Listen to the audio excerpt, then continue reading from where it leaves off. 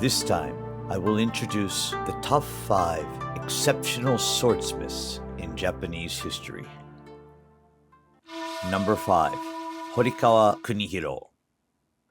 Horikawa Kunihiro was a prominent swordsmith during the Edo period in the 16th century and is regarded as the father of the Shinto.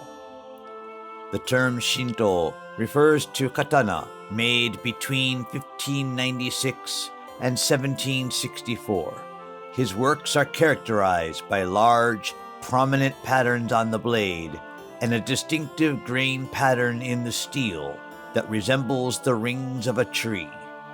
Additionally, he was known for engraving the blade of the swords he crafted himself.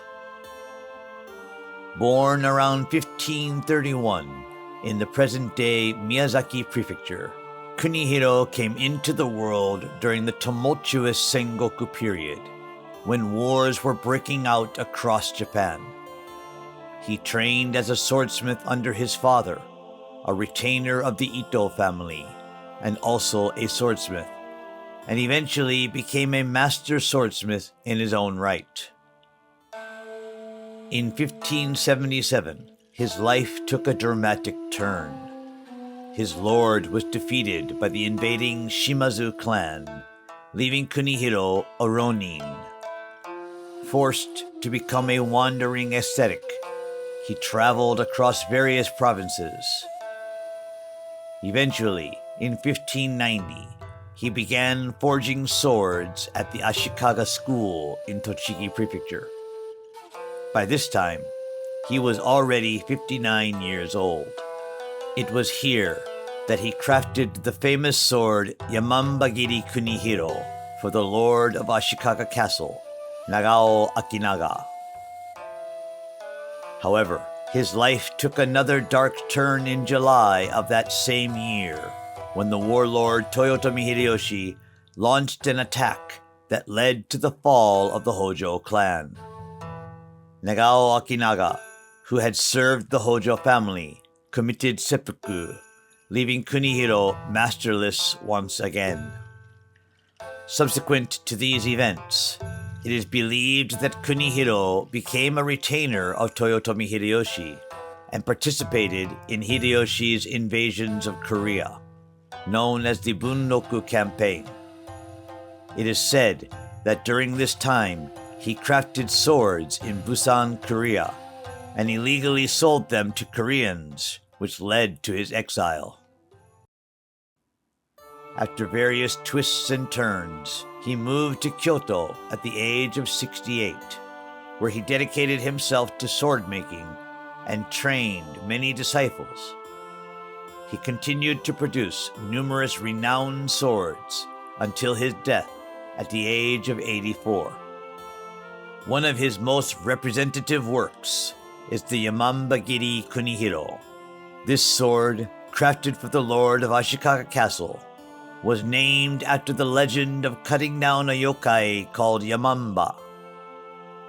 The sword has survived to the present day, and in 2023, Ashikaga City in Tochigi Prefecture announced the purchase of the sword from its previous owner for 300 million yen.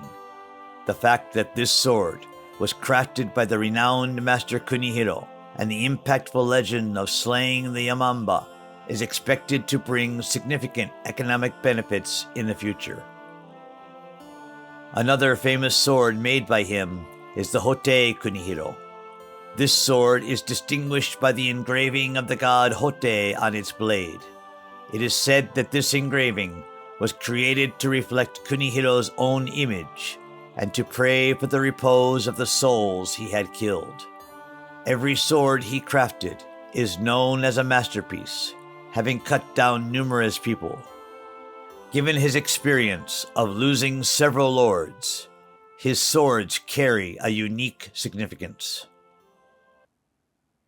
Number 4. Osafune Nagamitsu. Osafune Nagamitsu was a renowned swordsmith active from the 13th to the 14th century in what is now Setochi City, Okayama Prefecture. Katana made during the period from the 10th to the 16th century are known as koto. During this time, approximately 4,000 swordsmiths were active in Bizen province, which was the center of sword forging and is now Okayama Prefecture. Among them, Nagamitsu, who established the Osafune school, stands out as a master swordsmith representing all of Bizen province. He is known for having produced an exceptionally large number of masterpieces, with several hundred of his swords estimated to still exist. Among these, 6 tachi have been designated as national treasures, and 32 as important cultural properties. The high number of surviving swords is attributed to his long period of activity, which spanned 50 years. His style is quite diverse, especially evident in his hamon patterns, ranging from designs that resemble a chain of cloves to straight-line patterns. Other distinguishing features include a wide blade body and a robust construction with a short tip. Due to their sharpness, his swords were favored by famous warlords such as Uesugi Kenshin and Oda Nobunaga. Uesugi Kenshin, in particular, had a special preference for Nagamitsu's swords and kept one by his side for protection while sleeping. One of his most representative works is the Daihanya Nagamitsu, known as the most beautiful of Nagamitsu's works. This sword fetched an extraordinary price of 600 kan, about 60 million yen, during the Muromachi period, when the highest value was typically 100 kan. The sword was named Daihanya after a Buddhist scripture comprising 600 volumes. This sword, which was once a treasured possession of the Ashikaga shogunate, later passed through the hands of Oda Nobunaga and Tokugawa Ieyasu, and is now housed in the Tokyo National Museum. It was also the first tachi to be designated as a national treasure. Number 3. Gasan Sarakazu. Gasan Sarakazu was a prominent modern-era swordsmith, active from the 19th to the early 20th century. His style is characterized by a pattern known as Ayasugi Hara, which resembles flowing waves across the blade and is considered a secret technique of the Gasan school. Born in 1836, he became the adopted son of the swordsmith Gasan Sadayoshi at the age of 7.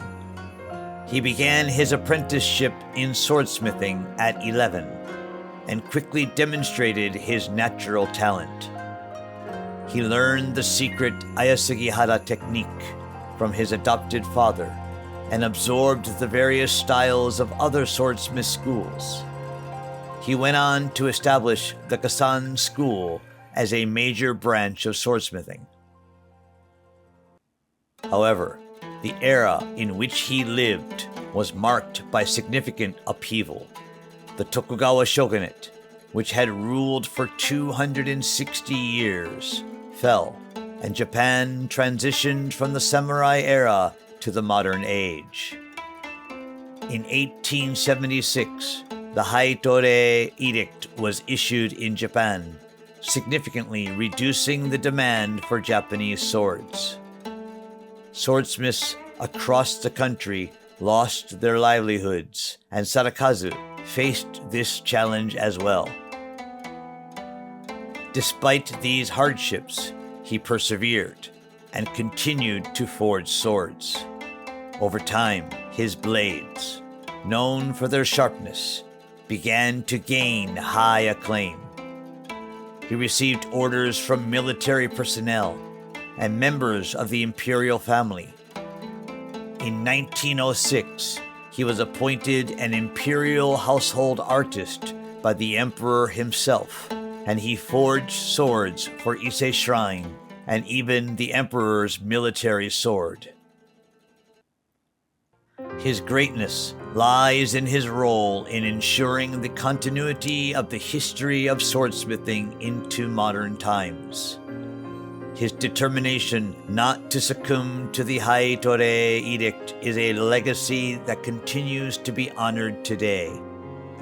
His great-grandson, Gasan Saratoshi, has been appointed Mukansa, the highest rank for swordsmiths, and remains an active and esteemed swordsmith in Japan. Number 2. Sanjo Munechika. Sanjo Munechika was one of the earliest swordsmiths in the history of katana, active during the mid-Heian period in the 10th century. Despite being from such an early era, his sword, Mikazuki Munechika, is renowned as the most beautiful sword in history. He worked in Kyoto City, Kyoto Prefecture, but his life is shrouded in legend, and little concrete information is known. Despite the mystery surrounding him, it is known that many notable figures of the Heian period owned swords made by him. The famous short sword, Imano Tsurugi, used by the legendary hero Minamoto no Yoshitsune to commit suicide, and the Naginata Iwatoshi, wielded by his right-hand man Benkei, are both said to be the works of Munechika. Munechika became a nationally recognized swordsmith due to the Noh play Kokaji, created during the Muromachi period, which features Munechika as the protagonist. The plot of the play is as follows. One day, Munechika was commanded by the emperor to forge a katana. However, at that time, he had no one to assist him in the forging process. Unable to create a katana on his own, he prayed for help at the Inari shrine. In response, the Inari Myojin appeared in the form of a fox spirit and assisted him in forging the sword.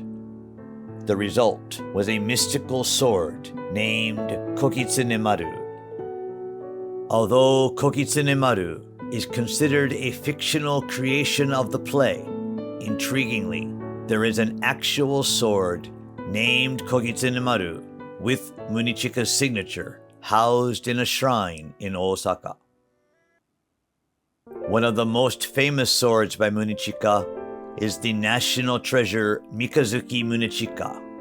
This sword is said to be the most beautiful in the history of Japanese swords. It has a blade length of 31.5 inches and a curvature of 1.1 inches. The blade is quite narrow, and the gentle curve towards the tip enhances its elegant lines. The most notable feature of this sword is the patterns along the edge of the blade, which resemble multiple crescent moons, giving it a distinctive appearance. This sword is particularly famous for being owned by the samurai Yamanaka Yukimori. He was a devout worshipper of the crescent moon and was known to pray to the moon before battles. He revered the Mikazuki Munechika with its crescent moon patterns and treated it with great care. However, the Amago clan, which he served, eventually fell. In his loyal effort to restore the Amago clan, he fought bravely, but was ultimately defeated. It is said that, as if foreseeing his own demise, he returned this sword to its previous owner before he was killed. He protected this treasured sword to the end, demonstrating his profound loyalty. In 1951, the Mikazuki Munechika was designated a national treasure and is currently housed in the Tokyo National Museum. Number 1. Goro Nyuro Masamune. Goro Nyuro Masamune was an exceptional swordsmith, active during the 13th to 14th centuries, and is regarded as the greatest swordsmith in Japanese history. He is particularly known for establishing the Soshuden style of katana forging, which significantly advanced the development of katana. Born in 1264, Masamune worked as a swordsmith in Kamakura, Kanagawa Prefecture. His name became widely recognized across Japan following the Mongol invasions in 1274 and 1281. These invasions revealed several weaknesses in the existing katana as the Japanese struggled against the Mongol forces. In response, Masamune developed new methods and evolved katana. The Soshuden style Masamune perfected had several notable features. First, while the blade's width remained broad, he made the blade thinner, achieving a lighter sword. Another significant advancement was improving the sword's strength. By combining hard and soft iron with varying carbon content, and using a process called yakiire, where the blade is heated to high temperatures and then rapidly cooled, he successfully increased the blade's hardness. Additionally, Soshuden swords also evolved in aesthetic beauty. The hamon on these swords featured a rhythmic, grand, wave-like pattern with sparkling granular patterns around it. Masamune's style was carried forward by subsequent generations. His son, Sadamune, is known for faithfully inheriting his father's techniques. Additionally, Masamune trained 10 exceptional disciples, collectively known as the Masamune Jitetsu, each of whom significantly influenced later generations. After Masamune's death, Japan entered a tumultuous period in the 15th and 16th centuries, as samurai across the country vied for unification. During this era, Masamune's swords became synonymous with perfection and were highly sought after by many warlords, distinct from the mass-produced swords of the time. When Toyotomi Hideyoshi achieved the unification of Japan in 1590, he, a renowned collector of fine swords, gathered famous swords from all over the country. He awarded these treasured blades to his retainers as rewards, elevating Japanese swords to symbols of status for samurai and daimyo. Among these, Masamune's swords were considered the finest. Even after Tokugawa Ieyasu became shogun, Masamune's swords were passed down as symbols of the shogunate's authority. Masamune's swords are renowned, with 9 of them designated as national treasures. One notable example is the Fushimi Masamune, a short sword classified as an important cultural property. It has a blade length of 10.2 inches and a slight curvature. It was named after Fushimi Castle, where Tokugawa Ieyasu acquired it. The Fushimi Masamune exhibits the distinctive wave-like hamon and vapor-like patterns characteristic of Masamune's style. Another famous sword is the Kanze Masamune, designated as a national treasure. This sword has a blade length of 25.4 inches and is known for its exceptional beauty. It was handed down through the Kanze family, famous for their contributions to Noh theater, making it unique among Masamune's swords for being associated with a family of performers rather than a daimyo. The Kanze Masamune features a relatively narrow blade, and the same shimmering particles along the hamon as the Fushimi Masamune. It is currently housed in the Tokyo National Museum as a national treasure. We hope you enjoyed this exploration into the world of Japanese swords. Don't forget to like, share, and subscribe for more exciting content about the history of Japanese swords. Until next time, sayonara.